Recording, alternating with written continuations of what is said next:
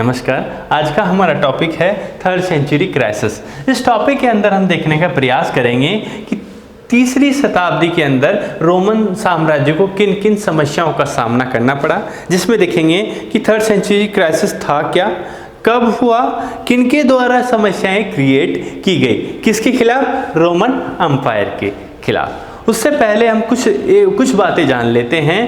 पहली और दूसरी शताब्दी में कुल मिलाकर शांति और समृद्धि और आर्थिक विस्तार का समय था, लेकिन जैसे ही थर्ड सेंचुरी के अंदर हम एंटर करते हैं, रोमन साम्राज्य में बहुत सारी समस्याएं उत्पन्न होने लगती है।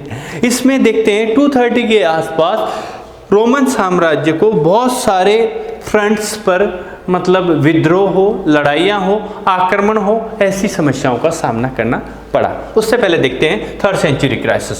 The Romans were forced to abandon much of the territories beyond the Danube, while the emperors from the 230s the emperors found itself fighting on the several fronts simultaneously.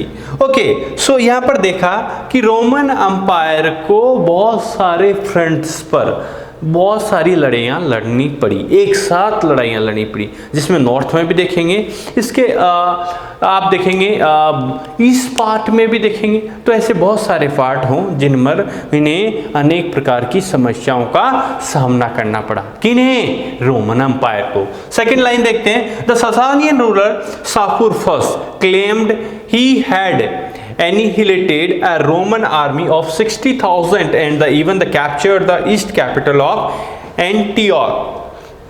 कि अभी कुछ समय पहले नया जो साम्राज्य स्टैब्लिश हुआ था, जो ससानियन के नाम से जाना गया, और बेटा उसका जो शासक शापुर फर्स्ट था, वो एक शिलालेख पे लिखता है जो 3 भाषाओं में लिखा गया था। उसमें कहा है कि शापुर फर्स्ट ने रोमन एम्पायर के 60,000 सैनिकों को तहस नहस कर दिया गया, सैनिकों को वो सेना को नष्ट कर दिया गया, और इसकी पूर्वी राजधानी जो एंटियोक के नाम से जानी जाती थी उस पर अपना कब्जा जमा लिया।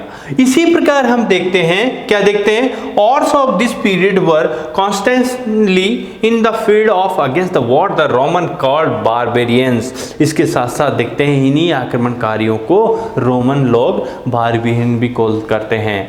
इसके अलावा हम देखते हैं the rapid succession of emperor in the third century is an obvious symptoms of the strains faced by the emperor in this period। Okay, so next देखते हैं। इस मैप के अंदर हम देखने का प्रयास करेंगे बेटा कि जो राइन और डैन्यूब नदी है, इसके नॉर्थ में भी बहुत सारी जो जर्मन जनजातियां हैं वो भी रोमन एम्पायर पर आक्रमण कर देती है। इस वजह से रोमन सेना को यहाँ से भी पीछे हटना पड़ रहा है। इसके साथ साथ ये तो था वेरियस फ्रंट पे रोमन साम्राज्य को लड़ाई का सामना करना पड़ा।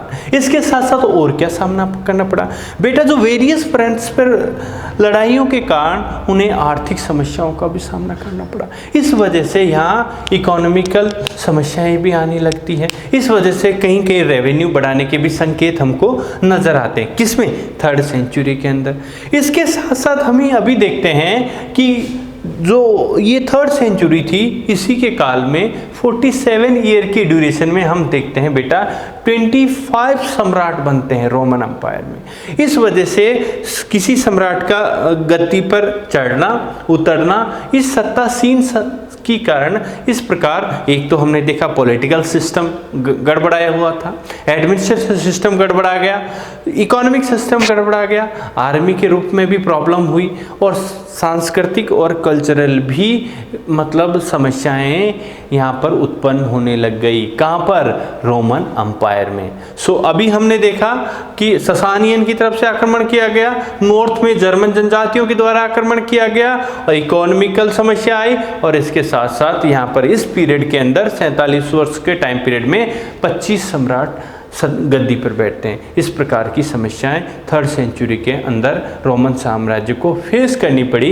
इस वजह से साम्राज्य बहुत बुरी कंडीशन से गुजरता है, जिनका उसे मतलब डटकर सामना किया, लेकिन इस प्रकार की समस्याओं से उसे थर्ड सेंचुरी में लड़ना पड़ा।